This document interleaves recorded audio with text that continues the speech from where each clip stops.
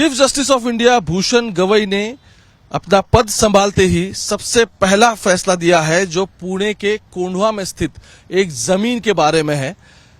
राजनेता, प्रशासन, सरकार और बिल्डर ये सब मिलजुल के जो मिलीभगत करते हैं उसका क्लासिक एग्जाम्पल ऐसा गवई ने कहा है। जिस लैंड पे अभी मैं खड़ा हूं 30 एकड़ की प्रॉपर्टी है, जिस 30 एकड़ के प्रॉपर्टी को फॉरेस्ट डिपार्टमेंट के पास से सबसे पहले थी।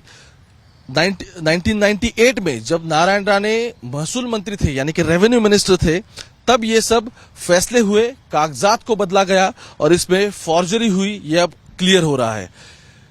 वाकया ये है कि 1998 में जब यूटी सरकार थी महाराष्ट्र में, नारायण राणे के पास रेवेन्यू मिनिस्ट्री थी, पुणे के 3 अलग अलग बिल्डर्स साथ में आए, उन्होंने एक रिच ग्रुप कंपनी स्थापित की और उस कंपनी ने, चौहान नाम का एक युवक है जिसने वन विभाग को यह बताया कि मैं यहाँ खेती करता हूं और 30 एकड़ लैंड उसने एग्रीकल्चर के लिए ली।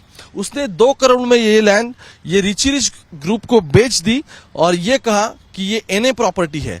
अब एग्रीकल्चर जो फॉरेस्ट की लैंड थी वो एग्रीकल्चर में कन्वर्ट की गई, एग्रीकल्चर की लैंड नॉन एग्रीकल्चर यानी कि एनए में कन्वर्ट की गई। इस सभी में यहाँ के डिविजनल कमिश्नर, यहाँ के वन उप संरक्षक और जिलाधिकारी, इन तीनों ने दस्तखत किए। जब यहाँ का नागरिक मंच इस पूरे मामले को लेकर कोर्ट में चला गया तो 2002 में कोर्ट ने पाया कि ये बहुत गंभीर मामला है, सरकार की और फॉरेस्ट की जमीनें इस तरह बिल्डर को दी जा रही है और कागजात में गफला हो रहा है। सरकारी अधिकारियों ने इसमें पैसा खाया और चीफ जस्टिस का इस पूरे मामले में यह कहना है कि इस पूरे मामले में जब 2002 में ये लैंड ट्रांसफर हुई थी, 1998 में पहली बार हुई, फिर 2002 में कागजात बदले गए, उसके बाद जो पुरातत्व विभाग है उनके पास से चली गई और वहां के जो कागज थे उसमें आखिरी कागज जो ब्लैंक था, उस ब्लैंक पेपर में नए से इन्होंने प्रिंट करवाया और डॉक्यूमेंट्स फोर्जरी जो थे वो सुप्रीम कोर्ट में सबमिट किए। डॉक्यूमेंट्स वेरिफिकेशन हुआ, उसके बाद सीईसी की टीम यहां आके वेरिफिकेशन करके गई।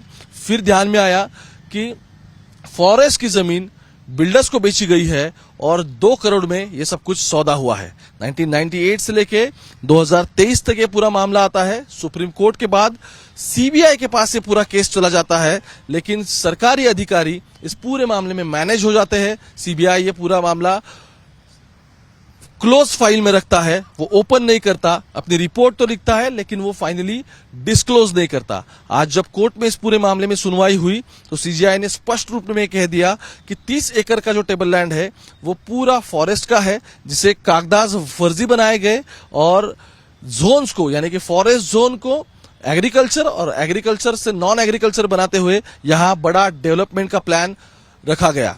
अभी तो लिटिगेशन में पूरा मामला है, लेकिन कोर्ट ने पूरा क्लियर इस मामले में कर दिया है कि आगे की कार्रवाई जो होगी वो चीफ सेक्रेटरीज जो है पूरे इंडिया के और यूनियन टेरिटरीज के, उन्हें इस मामले में कार्रवाई करनी पड़ेगी। अगले 1 साल में सरकार की जो जमीनें गई हैं वो स्पेशल टीम एग्जीक्यूट करके उन्हें वापस लानी पड़ेगी और जहां डेवलपमेंट हुआ है वहां पैसा लिया जाएगा और अभी जो लैंड की अभी की कीमत है उसी लागत के पैसा वापस लिया जाए। कैमरा पर्सन गोपाल हरने के साथ ओमकार वाबले, आज तक, पुणे।